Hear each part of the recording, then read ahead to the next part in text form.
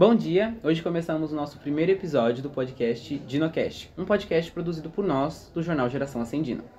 Sejam todos bem-vindos, meu nome é Raquel. Eu sou o Manuel. E eu me chamo Júlia. Eu sou presidente da UPES, União Paulista dos Estudantes Secundaristas. Nós vamos abordar o tema principal de acessibilidade, que é o tema também da nossa edição, que vai ser lançada no dia 21 desse mês, que é uma homenagem para o Dia Nacional das Libras, da Libras. E aproveitando também, a nossa matéria passada, ela foi voltada para o voto consciente, que foi um prólogo que a gente acabou fazendo para apresentar o jornal e trazer também essa temática do Grêmio que estava acontecendo na nossa escola. E nessa nova edição, a gente convidou a UPES para poder complementar mais e poder dar um desfecho nisso e mostrar a importância de mobilizações estudantis. Dito isso, para quem ainda não conhece, o que é a UPES? A UPES é a entidade, a organização que representa todos os estudantes no estado inteiro de São Paulo, que são do ensino fundamental, do ensino médio, do EJA, do técnico. Basicamente, quem ainda não está na universidade é os estudantes que a gente representa. E dentro disso a gente faz várias campanhas, lutas, palestras, dentro e fora das escolas, para lutar por uma educação digna e de qualidade, para que todo mundo tenha acesso a uma educação e que a escola realmente sirva para o seu principal desfecho, que é realmente formar cidadãos, fazer com que a gente saia da escola e entre num mercado de trabalho qualificado, com que a gente ingresse na universidade, mas que a gente saia com um senso cada vez mais humanitário e de inclusão social de todos. Certo. O que motivou você a entrar na UPES? Olha, eu acho que a minha principal motivação de ter ingressado na UPES foi o Grêmio Estudantil. Acho que a gente brinca, mas tudo começa num Grêmio. Eu era de uma escola que não tinha Grêmio. Eu queria fundar um Grêmio, mas eu não sabia como, porquê, por onde. Os professores da minha escola não queriam ajudar. E eu fui pesquisar. E eu acabei conhecendo a UMES, que é uma outra entidade que é municipal, lá da minha cidade. Eu sou oriunda de Santos. E aí, em todas as cidades, ou a maioria das cidades do estado de São Paulo, tem uma UMES. E a UMES de Santos, ela entrou em contato comigo e me ajudou a criar o Grêmio. E eu queria criar o Grêmio justamente para que a gente pudesse ter uma biblioteca, já que na região onde eu morava, na periferia, a gente não tinha uma biblioteca popular e quando eu chegava dentro da sala de aula, eu também não tinha um aparato ali para mim ter um acesso a um livro ou um estudo, mas sobre conhecimentos gerais, assim, né? Você sabe me dizer, tipo, para ficar claro, né? Qual que é a diferença da UMES e da UPES? A UMES é a União Municipal. Certo. Então, é a União Municipal dos Estudantes Secundaristas, que são todos aqueles que eu falei antes. Basicamente, quem não está na universidade. E a UPES, ela representa os estudantes do estado inteiro de São Paulo. Então, ela faz lutas um pouco maiores e mais, até várias vezes, institucionais. Então, como é o projeto do Pé de Meia, a nossa campanha de tiragem de título, que se chama Se Liga 16. Agora, como eu falei para vocês, sobre os cursinhos populares que hoje vão ter também uma bolsa, e que essa bolsa foi muito incentivada pela UPES. O passe livre que a gente tem aqui na capital de São Paulo, mas que a gente tem meio passe nas demais regiões do estado de São Paulo, foi uma conquista da UPES. Então a grande diferença é que a UPES atua no estado inteiro de São Paulo e a UMES pontualmente em cada cidade cada que município. habita. Certo. E por que se tornou tão importante tomar essa luta para você? É porque a luta não é individual. Uma hora eu cheguei e conquistei a biblioteca da minha escola. Mas a gente precisava de mais. E para além disso, eu precisava lembrar que na onde eu morava, ainda existiam várias escolas que também não tinham biblioteca. Então, a partir de uma perspectiva de que, poxa, tá, eu entrei, entendi quais que são as motivações, conquistei elas dentro da minha escola, então agora eu preciso fazer com que outras pessoas também conquistem nas suas. Porque eu quero me formar, eu quero ter um emprego digno de qualidade, mas eu quero que todo mundo à minha volta também tenha essas condições. E a gente só vai conseguir isso quando a gente tiver uma estrutura boa de ensino. Desde a infraestrutura da escola, desde os professores também terem bons salários, desde a gente ter uma biblioteca, uma quadra para fazer esporte, arte, cultura e várias outras coisas. E é uma inspiração isso que você falou, sabe? Da biblioteca que você foi atrás pra lutar. Aqui no Ascendino, por exemplo, a gente ficou muito tempo sem a biblioteca. Ela ficava aqui, só que ela não funcionava porque não tinha um professor à frente ou algum aluno à frente que tentasse lutar para que ela funcionasse, sabe? E eu acho que isso que eu acredito que isso que a UPS tem, né, de correr atrás, de lutar para que as coisas aconteçam, é uma grande inspiração, não só para nós alunos, mas também para os professores tomarem a parte e fazerem também acontecer as coisas dentro da escola, né? A escola não é só dos alunos, mas também dos professores. Com certeza. Sim. Na sua opinião, quais são os maiores desafios que os alunos com uma deficiência, que precisam dessa acessibilidade, passam nas escolas? Eu acho que a principal começa do básico, que são as infraestruturas. Muitas das vezes as infraestruturas das nossas escolas não estão preparadas para receber pessoas com deficiência. Então eu acho que parte daí sobre um problema de como que a infraestrutura das nossas escolas hoje muitas das vezes são OX. Não só para as pessoas com deficiência, mas para todos nós, sabe? As escolas hoje estão cada vez mais cinzas, menos coloridas, cheias de grades e várias outras coisas, mas que muitas das vezes ela fica hostil pra gente, mas acaba criando uma barreira de própria ingressão para as pessoas com deficiência. Por exemplo, aqui no Ascendino, eu vi muitas escadas. Não sei se tem rampas, mas... A gente tem algumas rampas aqui, pra não falar que não tem nenhuma. A gente tem uma aqui na secretaria pra você poder entrar, aqui na entrada principal, que já é uma reta mesmo, e ali no refeitório, que é uma rampa. Só que, por exemplo, um aluno que chega, que ele é um aluno que tem uma deficiência nas pernas, ele anda de cadeira de roda, não cadeirante. Ele, por exemplo, não consegue subir desse andar que a gente tá, que é o térreo, né, pro andar de cima ou pro outro andar, porque só tem escada, não tem uma rampa. E aqui no Ascendino, a gente tem um elevador. Só que esse elevador não funciona. E aí, ele não funcionar, por muito tempo, ficou como... Assim, ele não funciona e é isso. Só que aí, conversando com a direção, a gente descobriu que ele não funciona por conta de um erro de logística ali que teve. O elevador, ele foi projetado para um espaço onde o fosso dele embaixo fica muito próximo do lençol freático. Então, toda vez que chove, sobe muita água ali para cima. E aí, com a decorrência de água, o que aconteceu? A placa do elevador, para poder ajudar a subir, queimou.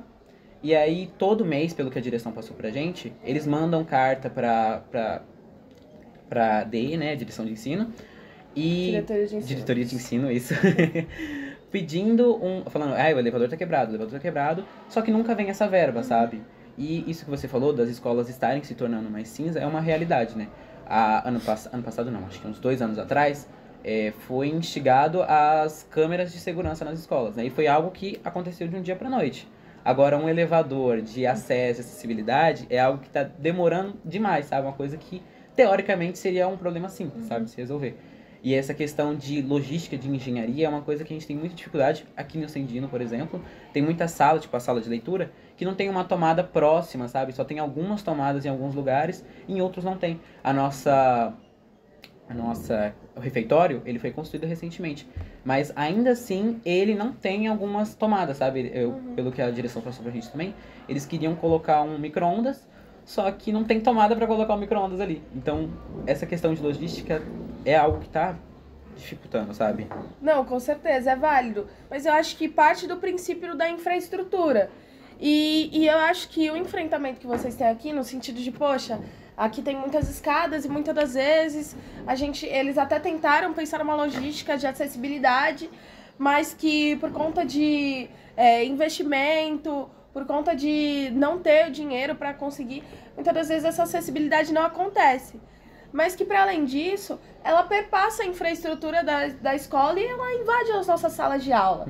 Eu acredito que se a gente passar aqui e conversar com os estudantes, a maioria deles não sabe falar Libras, a maioria deles, inclusive, usa terminologias erradas quando vai se referir a pessoas com deficiência, muitas das vezes utilizam num tom de piada e várias outras coisas. Então, é um problema que ele vai se escalando, ele vai se tornando uma grande bola de neve. Porque ele começa na infraestrutura que o estudante, por exemplo, com deficiência, ou vai tentar entrar e não consegue.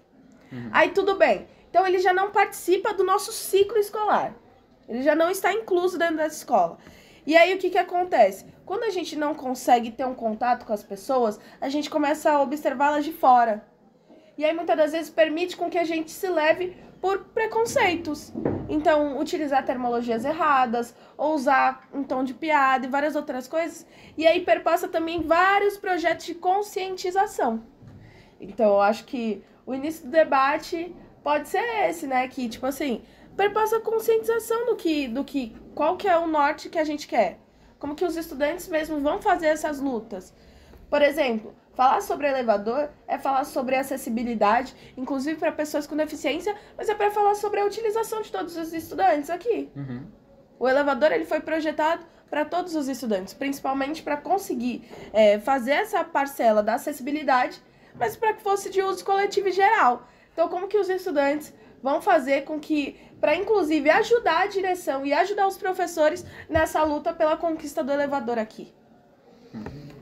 A direção de ensino usa da desculpa que, como aqui na escola não tem a necessidade. Como a gente não tem alunos cadeirantes, eles usam ou com algum problema que não consigam subir as escadas, eles vão falando assim, não tem, então não precisa, não é urgência. Só que a gente também acaba esbarrando que também não tem como um aluno vir pra cá, ingressar aqui a partir desse momento. E aqui a nossa escola funciona em modelo que a gente que troca de sala, não é o professor. É sala ambiente. É sala ambiente. Então não tem como a gente nem falar, fica aqui no térreo, alguma coisa do tipo, transforma uma sala fixa. Você vai ter que, mudar a escola inteira por conta disso. E aí, assim, obviamente, um elevador é muito importante para que alguém também consiga, porque esses alunos precisam de escolas e a maioria não consegue atender. Eu estudei com uma menina que ela já ocorreu de ela chegar na escola, o elevador tá quebrado e ela tem que ir embora, porque ela não tinha como ir pra sala. E também de ela esbarrar depois que saiu daquela escola, pra que escola eu vou agora? A maior parte das escolas não tem uma acessibilidade para eles conseguirem entrar. Então é muito importante que as escolas tenham. E acaba que implica muito nesse ponto de que as escolas tentam, mas o governo também não colabora. Pois existem esses que viram uma contradição entre pra a gente conseguir melhorar isso aqui na infraestrutura, a gente precisa de um aluno que necessite dela, mas o aluno que necessita dela automaticamente não vai entrar por não ter. Então fica nesse jogo. E para onde essas pessoas vão? Onde essas pessoas estão? Onde tá os jovens com deficiência, se não dentro do Ascendino? Se não dentro das escolas aqui da região? Onde elas estão? Elas estão realmente se sentindo pertencentes do bairro onde elas moram, da região onde elas moram, da cidade onde elas moram? Então são perguntas que a gente tem que fazer. Mas que, para além disso, eu gosto muito de falar duas coisas. Acessibilidade é diferente de inclusão. Porque às vezes aqui, sinceramente, se a gente colocar um elevador aqui e o elevador começar a funcionar, isso aqui vai ser uma escola acessível. Certo. Mas ela vai ser uma escola inclusiva automaticamente? Não. Ela vai incluir esse aluno, de certa forma? Ele vai conseguir realmente se sentir pertencente e não distópico da realidade dessa escola? E nas trocas de sala da sala ambiente, como esse aluno vai se sentir? Não estou nem falando sobre uma pessoa, por exemplo, com uma deficiência física. Mas e se aqui tiver uma pessoa autista com um nível de suporte a mais? Por exemplo, existem 3 níveis de suporte para o autismo. O nível 1, nível 2 e o nível 3. Como que a gente faz? A gente sabe que no intervalo fica extremamente barulhento. Tem algumas pessoas com deficiência que têm sensibilidade auditiva. Tem como que... Eu sempre esqueço a palavra. Mas que tem problemas em comer... Tem seletividade alimentar. Sim. Que muitas das vezes tem bloqueio... Não é nem bloqueio cognitivo, mas tem dificuldade de aprendizado. As nossas escolas, elas estão prontas para receber esses alunos? Olha, sinceramente não, né? Que você tinha dito, Mas a gente chegou a contestar com a direção também, e se acontecesse de chegar um aluno com esse desculpa, com alguma deficiência. Aí o que a direção passou pra gente seria que eles teriam, foi o que a Raquel falou, né? Não tem a necessidade agora, segundo eles. Aí teria essa necessidade e eles pensariam em alguma forma de tentar incluir esse aluno. E aí uma das formas que a nossa diretora tinha falado seria, por exemplo, se chegasse um aluno cadeirante aqui e tivesse essa dificuldade de locomoção, eles teriam que pegar, por exemplo, faz parte do segundo A. Aí eles pegariam essa sala segundo A e manteriam ela fixa em um lugar só, enquanto as outras salas andariam. Mas eu não sei se seria uma inclusão, né? Porque você está separando uma sala enquanto as outras estão ali, né? Não, é isso. É porque sempre o debate sobre acessibilidade e inclusão, ele é muito complexo. Ele é muito complexo porque ele, demorou muito para a sociedade entender que a gente precisava realmente ter um contato com as pessoas com deficiência. Uhum. Até pouco tempo atrás, existiam vários...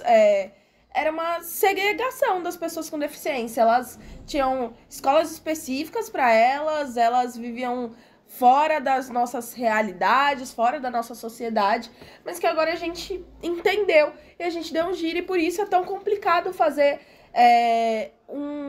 de fato um giro no que hoje é a escola e como ela realmente lida com as pessoas com deficiência. Tanto as que precisam de suportes físicos, então não necessariamente uma pessoa cadeirante, mas uma pessoa que anda de muleta, porque Sim. tem alguma deficiência nas pernas ou coisa do gênero.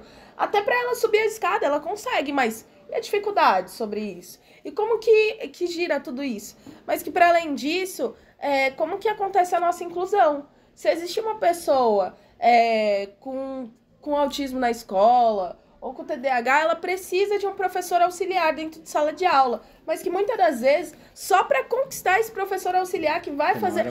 Demora! Isso quando não mesmo é um professor e são várias pessoas com deficiência dentro da sala, um que tem TDAH, outro que tem TA, outro que... São várias neurodivergências hoje e que a escola ainda não está preparada para lidar com elas como um todo. Eu acredito que não só a escola, mas nós alunos também, sabe? Acho que também tem... são esses dois lados da moeda. Não sei o que vocês veem sobre isso. Não, eu até falo assim, quando você fala dessa questão de um professor auxiliar, algo assim, tipo, eu passei por isso, eu tenho dislexia, então, tipo, foi algo que eu vi isso. Quando saiu o laudo e minha mãe foi levar nas escolas, nossa, os professores dava a direção falava assim, não, a gente vai dar um jeito. E aí chegava na prática, era o professor que tinha que se virar em dois pra auxiliar e pra ir atrás disso. Então, assim, as escolas não estão prontas pra conseguir isso e pra conseguir desenvolver isso. Pra eles, quando eles chegam, um aluno chega com um laudo, pra eles, às vezes, até é um baque pra eles, de falar assim, não, a gente vai atrás, e na correria, eles têm muita coisa pra fazer, eles deixam, eles acabam esquecendo.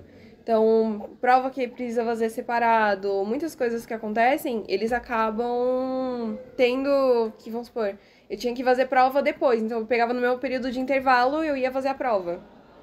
Todo mundo tava ali, eu tinha que depois sair da sala pra ir fazer a prova, eu ficava no intervalo pra fazer prova, o que assim, pra mim, ajudou. Só que é aquele negócio, você sente aquele negócio de falar assim, eu não consigo fazer junto com todo mundo ali por conta do barulho, da distração. É um negócio que implica bastante de a gente ver isso, de não ter um professor auxiliar, alguém pra ficar do seu lado.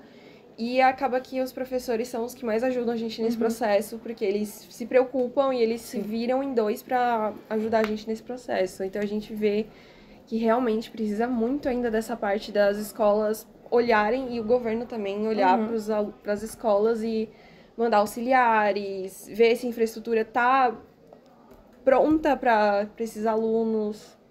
Então é algo que, assim, ainda precisa melhorar bastante. Sim. E fora que isso que a Raquel falou, né, de ter essa necessidade, de ter uns professores aqui que estejam preparados para essas situações, acontece muitas vezes de ter esses professores mandados pela diretoria de ensino, né, e a gente tem que ficar sabendo. Tipo, a gente tem alguns professores no Ascendino que falam Libras, mas a gente não sabia que eles falavam Libras, sabe? Então, tipo, eles têm uma preparação para falar com as pessoas surdas, mas a gente não sabe disso.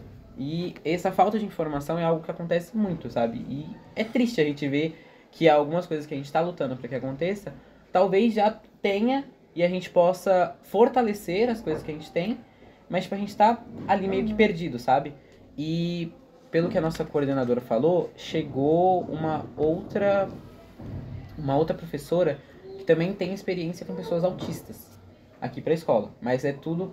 acaba que a escola acaba dependendo muito do que a diretoria de ensino manda, né? Então...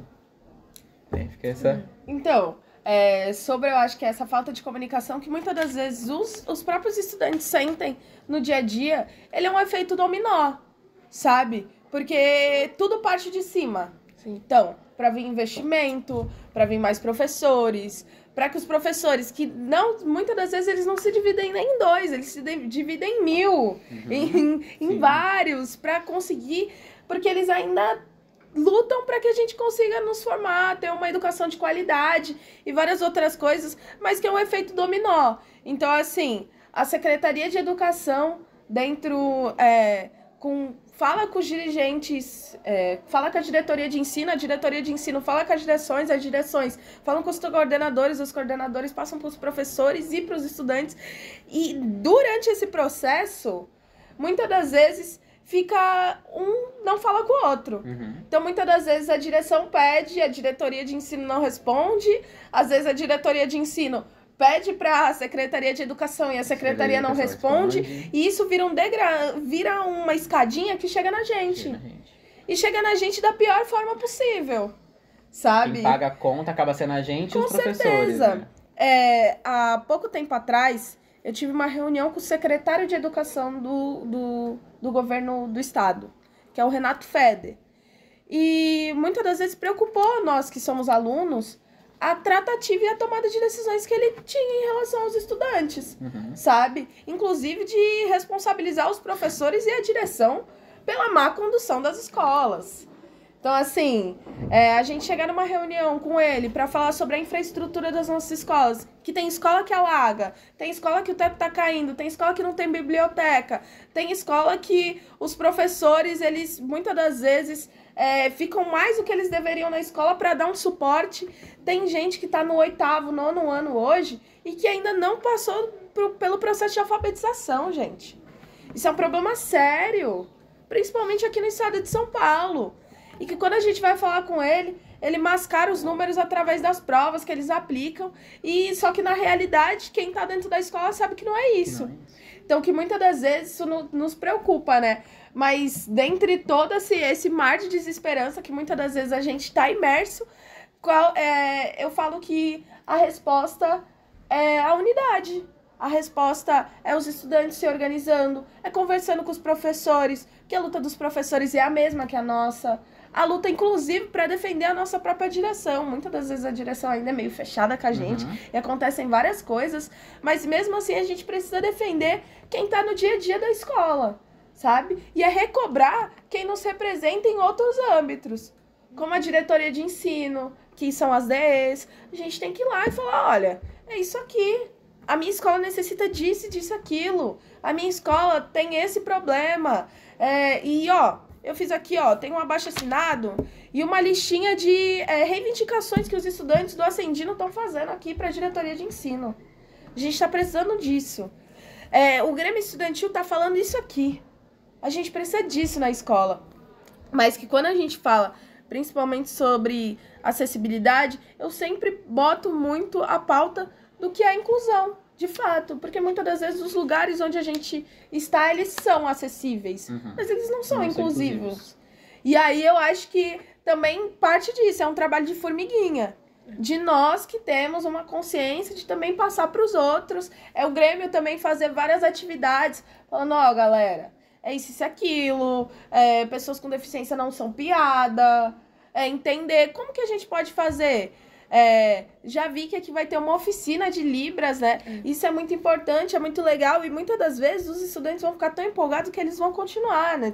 Vão continuar fazendo, vão ver algum lugar para ir, ou ver pela internet mesmo, mas que a gente pode fazer vários outros projetos também que circulem essa inclusão, porque existem várias neurodivergências, vários tipos de deficiência, tanto física quanto as neurodivergências, e que a gente precisa lidar com cada uma delas, porque todas elas são diferentes e têm necessidades especiais e específicas para aquele tipo de deficiência, né?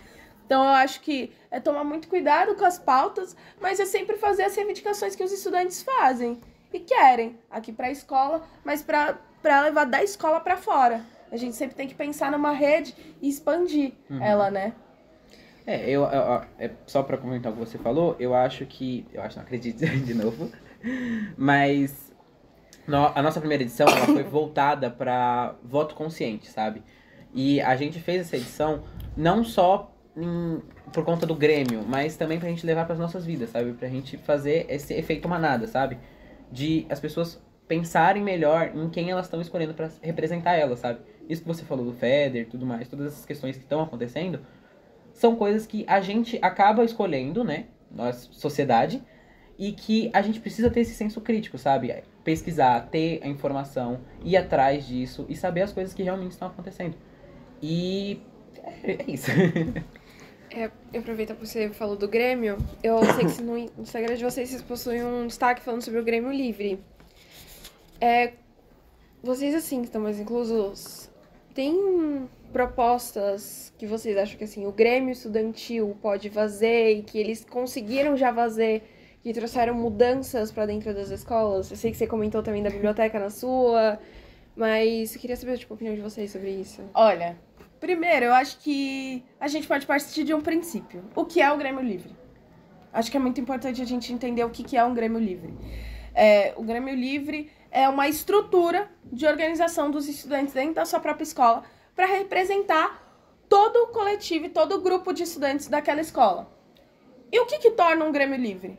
Um Grêmio que tenha não só uma atuação concreta, mas que tenha liberdade de fala, de realmente se comunicar e falar, olha, direção, a gente queria trazer esse projeto aqui para dentro da escola e fazer, de fato, e que a direção não só mandasse no Grêmio, mas que também que o Grêmio escutasse todos os alunos. Então é uma mão de via dupla. O Grêmio também está sempre em contato com os professores e que o Grêmio Livre, inclusive, ele é uma lei federal que assegura o direito da livre organização dentro das escolas dos estudantes, independente do que ela seja. Hoje, o Grêmio Livre está um pouquinho ameaçado, porque eu não sei se vocês viram, mas houve mudanças no Estatuto Padrão do Grêmio. E a partir do ano que vem, o Grêmio vai ter duração de 2 anos, o que pra gente não faz sentido, né? E que a gente tem algumas lutas que a gente vai fazer justamente para que eles entendam o que realmente é um Grêmio e como é a dinâmica do Grêmio. A gente sabe que 1 ano já, inclusive, é bastante para um Grêmio estudantil. E que 2 seria... Muitas das vezes vocês acabam saindo, quem tá no 3º ano não vai poder participar, quem tá no 9º também não. Então, cadê a livre organização dos estudantes nisso? Mas que, para além disso, você me perguntou quais são as coisas que saíram de um Grêmio e que fizeram a diferença. O Grêmio Estudantil, ele pode fazer coisas pequenas, mas que mudam muito a realidade do estudante dentro daquela escola, dentro do seu bairro, do seu território, até coisas gigantescas e grandiosas. Como, por exemplo, as conquistas que eu tive no meu Grêmio Estudantil eu conquistei a biblioteca dentro da minha escola. E foi com muita luta do Grêmio, junto com os estudantes. Foram os próprios estudantes que tiraram todos os livros da biblioteca, parafusamos as estantes, colocamos livros em uma ordem que a professora falou, que é uma ordem específica, que eu não entendo nada, mas que existe. Mas que, para além disso, a gente colocou... eu conquistei a alimentação na minha escola. Porque, por exemplo, eu estudava numa ETEC, hoje eu estudo na ETEC Camargo Aranha, mas eu estudava lá na Baixada Santista, na ETEC Aristóteles Ferreira. E lá, os estudantes que ficavam só meio período, a gente não tinha direito à alimentação. Arroz e feijão.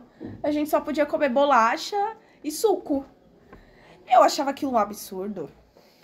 De fato, eu achava aquilo um absurdo, porque eu estudava no METEC, eu fazia ensino médio técnico, e aí eu ficava 1h30 para ir para a escola, 1h30 para voltar, mais as 5 horas de aula, e muitas das vezes você não sabe se esse estudante tem algo para comer em casa quando ele chega, e que a escola ele tem que ser também esse suporte social e inclusivo dentro das suas escolas, né? Então, com muita luta, a gente fez abaixo-assinado, a gente fez coleta de alimentos não perecíveis dentro da sala de aula, e o Grêmio Estudantil entrou na cozinha, fez comida e distribuiu marmita para geral no meio da aula. Assim, a gente entrava, falava licença, professora, e colocava uma marmita em cada mesa, e isso virou um ato dentro da escola. E depois disso, não deu 3 dias, a direção liberou alimentação para todo mundo, porque eles mandaram as fotos pro Centro Paula Souza, que é quem cuida das ETECs, e a gente conseguiu essas reivindicações. Então, eram reivindicações muito próprias da minha escola, mas que um Grêmio Estudantil já fez grandes coisas gigantescas. Por exemplo, eu não sei se vocês conhecem a Lei Federal de Distribuição de Absorvente dentro das escolas. Sim. Que, inclusive, foi barrada aqui no governo estadual por conta do governador Tarcísio de Freitas, que achou que não era tão necessário dentro das nossas escolas ter absorvente. Mas que essa lei federal, ela veio de um Grêmio. Ela veio de um Grêmio Estudantil no interior da Bahia, e que os estudantes conseguiram levar para a Câmara Municipal, isso virou uma lei municipal e se escalou, e hoje é uma lei federal. E na maioria dos estados, toda escola hoje, estadual e municipal, tem ali uma cestinha com absorvente para as meninas continuarem permanecendo na escola. Então, assim, para além disso, a lei do Grêmio Livre, ela, quando a gente foi levar ela para o governo federal, a gente levou com um bonde de vários grêmios estudantis lá para a porta do STF, e eles falaram assim, não, tá, os estudantes estão na porta, o que a gente faz? Isso virou uma lei, mas para além disso, nós estudantes, nós jovens, nós conquistamos o voto aos 16 anos. É uma política pública que não tem em todos os países, mas que aqui no Brasil, os jovens falaram assim, não, se eu todo dia tô na escola, se eu todo dia tô na universidade, se eu todo dia tô na praça, tô no trabalho, acesso os lugares da minha cidade, eu também quero participar dos processos que a minha cidade tem, para eleger o meu prefeito, para eleger os vereadores, mas para eleger meu presidente. E a gente conquistou com muita luta o voto aos 16 anos, e isso também é responsabilidade dos grêmios estudantis. Os grêmios estavam lá junto. Então, assim, a luta é coletiva, parte muitas vezes projetos municipais, estaduais, partem de um grêmio, de uma cidade, e muitas das vezes a gente nem tem essa ideia, essa noção de que um grêmio é tão potente assim e pode mudar tanto. Tem um grêmio estudantil, esqueci o nome, mas que ele conseguiu fazer com que a escola inteira fosse reformada, reestruturada. A escola estava caindo aos pedaços, não lembro onde foi, mas assim, eu lembro que a escola estava caindo aos pedaços, tinha uma infraestrutura muito ruim, e que os estudantes fizeram uma reivindicação e eles paralisaram a escola e falaram assim, olha, a gente só vai sair daqui enquanto a diretoria de ensino e o secretário de educação vier na nossa porta conversar com a gente. Eles ficaram lá. Até eles chegarem, eles falaram, olha, essa escola,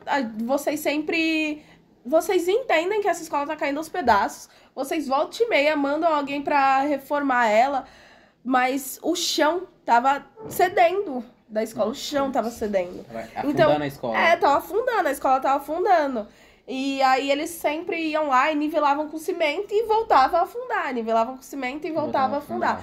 Então, o Grêmio Estudantil, junto com os estudantes, fez essa reivindicação, mostrou todos os laudos de quantas vezes a escola já foi cimentada e não resolveu o problema, e eles conquistaram. E eles foram realocados para uma escola mais perto, temporariamente, e depois de 6 meses foi entregue a escola novinha para os estudantes. Então, assim, um Grêmio Estudantil, ele tem uma grande importância, ele pode fazer muitas coisas. Desde uma musiquinha no intervalo, desde produzir a festa junina, desde produzir um interclasse, que também é direito dos estudantes, mas também de coisas grandes, sabe? Sim, e é importante a gente falar sobre isso, né? E mostrar que realmente a gente tem voz, o Grêmio tem voz e que a gente tá aqui, sabe? E que se a gente tá com alguma coisa aqui na escola faltando, alguma coisa que precisa melhorar, a gente pode correr atrás e pode com toda certeza conquistar, sabe? Como você falou, né? O Grêmio é algo que pode parecer muito pequeno, mas no final de tudo é algo muito grande. É muito maior do que a gente imagina, né? Você falou que uma galera da Bahia, um Grêmio da Bahia, conseguiu fazer um projeto que virou até uma lei aqui no estado de São Paulo, né? E por conta de alguns governantes, né? Acabou sendo idealizado, mas tudo bem. Mas é importante a gente mostrar que a gente tá aqui e a gente tem voz, né? Não, com certeza. Mas que para além disso, muitas das vezes o Grêmio Estudantil fica perdido, sabe? A gente não sabe o que fazer, o que pode ou não fazer, até onde ir, a quem recorrer. E aí, é nesse momento que vocês se lembram das entidades estudantis. Vocês se lembram da UPES, sabe? Que quando um Grêmio tá perdido, tá acontecendo alguma coisa na sua escola, tá acontecendo caso de assédio, não tem inclusão, tá acontecendo muito bullying, o Grêmio quer fazer uma atividade e a direção não deixa o Grêmio fazer, o Grêmio não pode passar em sala, não pode... Aí vocês chamam a União Paulista dos Estudantes Secundaristas, que a gente, assim como vocês, todos nós somos estudantes, mas que a gente sempre teve na luta e a gente estuda muito para saber qual é a reivindicação e quais são os direitos dos estudantes. Então a gente vem aqui, a gente marca uma reunião, a gente conversa e a gente realmente consegue fazer essas lutas dentro da escola, né? Para que a gente consiga tirar as reivindicações da nossa cabeça, do sonho e tornar realmente a escola um lugar que a gente quer. Porque a gente vive grande parte da nossa vida dentro da escola. Nada mais justo que a escola ser um ambiente agradável pra gente. Nada mais justo que ele seja um ambiente que, diferente do que a gente tem hoje, que a gente entra na escola e já quer sair correndo dela, a gente conta no relógio a hora que bate o sinal pra gente sair, mas que ela seja uma escola que a gente quer voltar no outro dia, voltar e voltar. Então, a UPES, inclusive, faz uma campanha muito, muito legal, que é qual é a escola dos nossos sonhos. Para perguntar para os estudantes qual é a escola que a gente sonha. Porque, através de todas as lutas que a gente trava, a gente pode alcançar elas. É só a gente entender que são vários grêmios do nosso estado, que são vários estudantes que são indignados com a situação das suas escolas e várias outras coisas.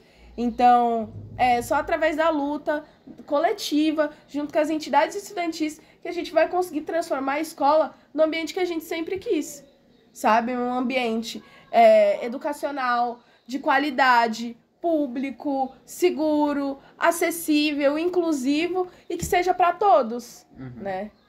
Um exemplo claro disso que você falou, né, da gente procurar a UPS quando está acontecendo alguma coisa, aqui no ano passado aconteceu um projeto que a UPS estava envolvida, né, que foi referente a um antigo diretor que a gente tinha na escola, que ele não fazia o papel dele, né, e aí tinha algumas questões controversas contra ele, e aí, junto com o Grêmio e a UPS, a gente produziu um protesto, né, e a escola se mobilizou inteira, os professores, contra esse diretor. E a gente conseguiu conquistar algumas coisas que foram muito importantes, sabe? Foram pequenas, mas foram muito importantes. Que eu acredito que no mês os alunos do terceiro ano receberam acho que 2 dias para ser voltado a estudar para vestibulares, esse tipo de coisa, sabe? E esquecer essas matérias novas que eles colocaram, como liderança, oratória, que acabaram... Difícil. Difícil, né? Acabaram consumindo matérias que realmente importam. E a gente conseguiu conquistar isso junto com a UPS e o Grêmio do ano passado, sabe? E isso finaliza o que você falou, sabe? De tudo isso. E no final do ano passado, o nosso diretor antigo, ele acabou saindo, né? Não sei o que aconteceu, mas eu acredito que tenha tido muita influência tanto da UPS quanto do Grêmio anterior.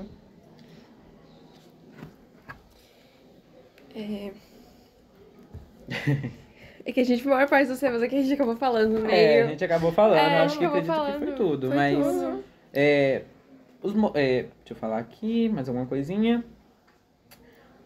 Para encerrar, a UPS possui ou idealiza algum projeto ou alguma ideia que vise a acessibilidade ou a inclusão, como você disse? Então, a UPA sempre tem vários projetos e a gente sempre vai criando vários novos, visando as necessidades próprias, não só de alguma instituição em específico, de alguma escola em específico, mas no geral, né? E a UPES agora está travando 2 lutas sobre acessibilidade e inclusão.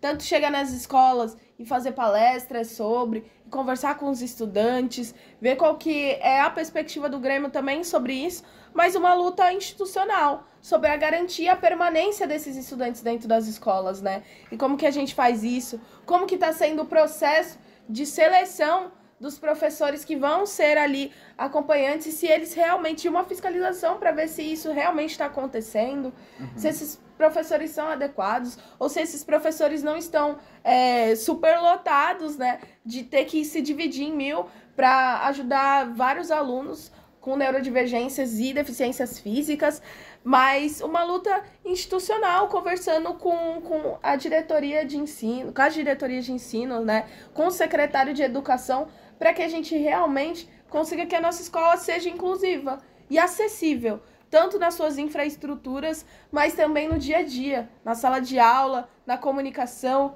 na socialização, né, e tudo mais. É mais isso. Bom, acredito que seja isso. Você... Falei pra finalizar, mas vou fazer mais uma. Não tem problema. Teve alguma pergunta que você esperava que a gente fizesse, ou que você sentiu falta que a gente fizesse? Ou não? Não acho que tem alguma pergunta, mas não sei se eu vou deixar... Não é nenhuma pergunta, é uma reflexão. Vocês me perguntaram sobre algumas coisas que os grêmios faziam, quais que eram atividades que outros grêmios fizeram que era grandiosa, mas que, na verdade, você me falou que o que vocês fizeram no Grêmio era pequeno, mas não é, nem um pouco. Você conseguir uma reivindicação do tamanho que vocês conseguiram aqui no ano passado é uma coisa muito grande, sabe? E que muitas das vezes pra gente que já conquistou e que lutou tanto, parece uma coisa pequena, mas que na hora era uma coisa grandiosa, foi uma grande vitória, sabe? A gente sabe que como ingressar numa universidade, hoje pra gente, escola pública é tão difícil, é muito difícil. E seja um dia, meio-dia, 2 que a gente tire ali só pra estudar, voltado pro Enem e várias outras coisas, é muito importante. Mas, inclusive, vou deixar meio que um convite, na verdade um convite não, mas falar que hoje, foi ontem que começou? Ontem começou, se eu não me engano, a isenção da inscrição do Enem. Sim. Então, assim, é bom fazer essa divulgação também aqui na escola para todos os estudantes pegarem a isenção do Enem quem pode, mas também não esquecerem de fazer o Enem. Não só quem tá no terceiro, mas também os primeiros e os segundos que podem fazer ali de treineiro. É bom treinar, principalmente a gente, né? Que a gente sabe que é difícil pra caramba ingressar numa universidade, e tudo que a gente puder fazer para que cada vez mais a gente tenha estudantes de escola pública dentro das universidades, não só privadas, mas também públicas, já que é um direito nosso de tentar essa vaga, de um dia conquistar um diploma, é muito importante. Só pra responder, essa parte que eu tinha dito de, foi uma conquista pequena, foi porque a gente não sentiu tanto, sabe? Por isso que pareceu ser pequena, mas não foi, claro, mas pareceu ser pequena. E sobre essa questão de divulgar sobre as isenções do Enem, a gente enviou o link do site do governo nos grupos que a gente tem, e mandou também um videozinho de uma moça no TikTok, que ela é muito boa, que ela explica bastante sobre... Ela fez detalhadamente como se inscrever para pedir a taxa de inscrição do Enem.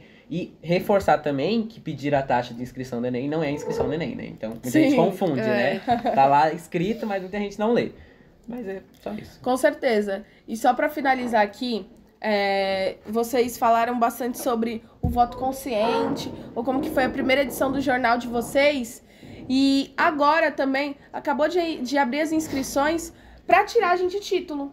E a UPES, ela tem uma campanha que é, na verdade, uma campanha nacional, e que acontece sempre quando eles abrem o sistema, que é a campanha do Se Liga 16. É uma campanha de tiragem de título para os jovens de 16, 17 e 18 anos, e que hoje está muito fácil de fazer, já que é online. Você com 16 anos pode fazer, você só precisa do seu RG e de hoje nem precisa mais do comprovante de residência, antes precisava. Mas hoje só com o seu RG você consegue fazer a tiragem de título. A UPES faz várias caravanas passando nas escolas para fazer essa tiragem de título para os estudantes que quiserem. Então fica o convite para vocês, se vocês quiserem, mas também divulgar isso para os estudantes. Claro. Para que eles também, quando a gente fala sobre voto consciente, acho que foi muito legal você falar que é do Grêmio, mas é do Grêmio para fora. Porque é isso. A gente brinca que tudo se começa de um Grêmio Estudantil. O Grêmio Estudantil é a nossa primeira escola da vida. Eu brinco que o Grêmio é a primeira escola da vida, porque ele, muitas das vezes, faz que a gente se forme em coisas que a gente nem esperava se formar. E uma delas é saber votar. Muitas das vezes você vota num Grêmio e fala, caramba, errei muito. E outras vezes você fala assim, caramba, eu elegi esse Grêmio. E a gente tem que levar isso para outros espaços, né? Quando a gente vai escolher quem vai ser o nosso presidente, o nosso senador, quem vão ser os deputados ali que a gente vai colocar nas câmaras, quem são os vereadores, quem é o prefeito da nossa cidade, quem é o governador e várias outras coisas. Então, a UPES, para além de fazer uma conscientização da tiragem de título, a gente passa nas escolas explicando o que é cada um desses.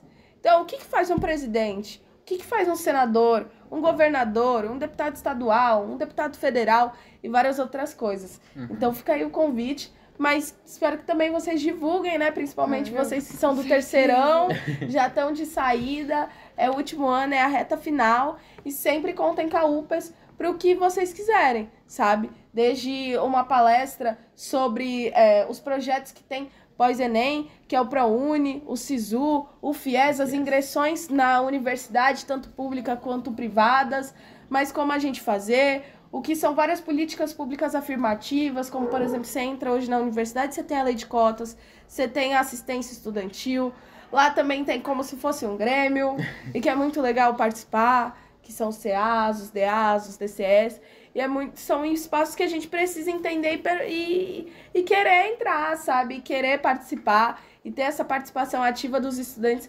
principalmente a gente que é oriundo de escola pública. Então, sempre que vocês precisarem, a UPA está aí para qualquer luta que vocês queiram fazer. E pode deixar que a gente chama. Tem alguns projetos que a gente está pensando mais para frente, mas depois a gente conversa sobre. E eu acho que seria muito importante a presença da UPS ali. E a gente com certeza vai divulgar essa parte da campanha Se Liga 16, né, da campanha de vocês.